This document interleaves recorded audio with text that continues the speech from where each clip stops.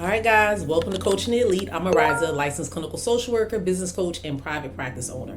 I've built my practice to multiple six figures from the ground up in less than a 2-year period. I've spent the last decade helping many mental health professionals just like you grow their practices, scale their income, figure out what the heck they want to do in life. Here on this channel, we're talking about business strategies, marketing tips, mindset shifts, all of this stuff to help you get from overwhelmed to elite. Yes, coaching the elite, guys, that is my mission. That is my passion, and that is what I do. So I hope you're ready to take your practice to the next level. So let's jump right into it. Today, we're talking about teletherapy. We're talking about today whether it's right for you. A lot of people are virtual, but things have changed. You got the current administration saying, look, if you're a government employee, you need to be back in the office now. So people are not going to be as able and as accessible to come in to do sessions maybe like they were within the last year or two. Teletherapy is growing and is really relevant in today's mental health profession. It is basically being able to work with the client virtually, like I'm talking to you, in a session without them having to physically come to your location. So there's some benefits of that, right? Accessibility. Clients can receive therapy regardless of where they are, and it's beneficial for those that are in remote areas. Now remember, with that being said, they must reside in the same state that you are licensed in. That does not change. And inconvenience. You want to eliminate travel time. So if someone's seeing you on their lunch break and it takes them 15 minutes to get to you, 15 minutes to get back, they're not going to just do a 30-minute session. So they can just close the door to their office, put on a sounder, and do a session with you. And it's also comfort. Clients may feel more comfortable when they're in a certain environment to open up and be able to expand upon the issue at hand. Now, there are some limitations. And one of the main things is technology, guys. We have no control over that. Sometimes connectivity issues can happen. Sometimes clients have difficult connecting. They don't know how to go to certain places and apps and features to be able to have access to you. And then sometimes there's also privacy concerns. They might be in a place where they don't have a lot of privacy, so other people can hear, other people are coming in and out, all those things.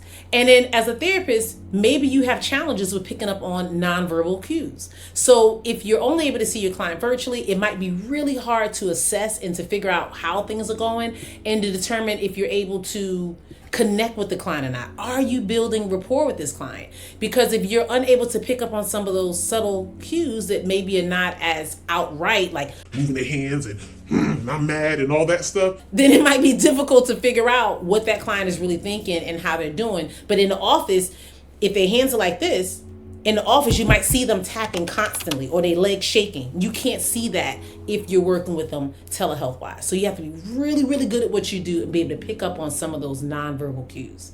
As a therapist, there's some things that you want to consider. As I shared before, you must be licensed. So be aware of your state regulations regarding telehealth. Some states have strict requirements, some don't. A lot has changed after the pandemic. So most insurance companies are 100% on board with you providing telehealth therapy, but you still want to know the rules and regulations of your state. Platform. You must make sure that you're using a secure system. You don't want to just talk to your clients. hey, yo, hit me up on FaceTime. Let's do a session real quick. Let's walk and talk. You want to be mindful that you're using something. Can you walk and talk with your client or use a FaceTime feature? Yes, but it has to be through a certain type of telehealth or platform, as I like to say, that you're able to use. There are tons of them. If you don't, some people are not aware of this, if you don't use a EHR or EMR system and you're just seeing clients and just getting started, if you have a Psychology Today profile, they actually have a location where you can go into your account and you can click and have a telehealth option. So it's completely secure, it's HIPAA compliant, and you get to provide the link to all your clients for the sessions. That is something that I use to start out with. And I'm gonna actually share my screen and show you what that looks like real quick so you guys can know. All right, just because I wanna make sure you guys get the most out of these videos and you understand what's going on. This is a quick little snippet of my Psychology Today profile. And if you go over here, you see the home, you see the profile, you see the clients. But if you go here to where it says sessions, that is it. A secure video teletherapy app device. This is where you can do a secure video for your therapy sessions. You meet your clients online for free. You click start the session. Here's copy waiting room link. So you can copy it and email it or message it to your clients. So they'll have it. It shows your name. It says Mrs. Ariza Hillman waiting room. You can send an invite to the client so they can be invited. It keeps a log of all your session history. So if something happens and you audit it, you can have those session histories there. You can also customize your link Yeah, so this is pretty much a really cool supplement if you don't want to use the EHR system, or say you are one of those individuals that strictly do self-pay, as we talked about in one of my previous videos. If you strictly do self-pay, then obviously you don't need to have a platform used just so you can provide therapy sessions. You can use that link. So I hope that's really helpful. What I'm going to do, if you don't even have a Psychology Today profile, this to me is a must.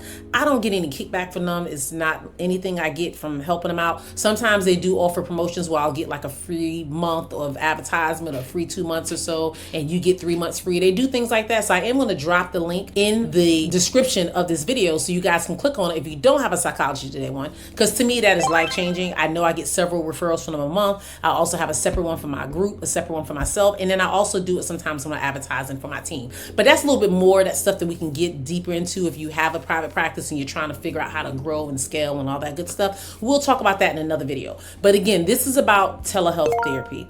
And if you are using teletherapy, or you're using EHR system, or you're not, that was what I was showing you, that you can use that feature inside of your Psychology Today profile, and it is an amazing thing to use, and it is HIPAA compliant, and it makes sure that you're safe and all that good stuff, and the clients pretty much feel secure, and it does give you a little level of credibility if you're starting out on your own and you don't have an EHR system. So hopefully that was helpful. Outside of that, one of the other considerations that therapists must think about is client stability. If you have access to teletherapy, your clients are likely to meet with you more consistently, because there's no excuse, I'm stuck in traffic, I can't get off work, I'm unable to get there in time, my car has a flat, I gotta wait for so-and-so to come back to pick me up and drop me off. We're cutting out all of the excuses. There's no reason you can't pop up on the device and meet with your therapist and have a session. It might need to be shorter, it might need to be longer, just depending on what you have going on in your life. But you're more likely to keep your sessions, and they're more likely to show up and be ready to get the treatment they need if you offer telehealth therapy. So I think it is a huge benefit to your practice.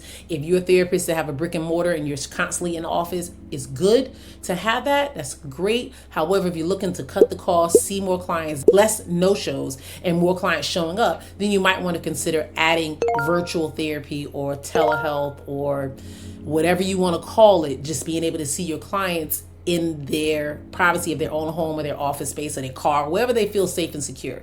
This is a good option to have.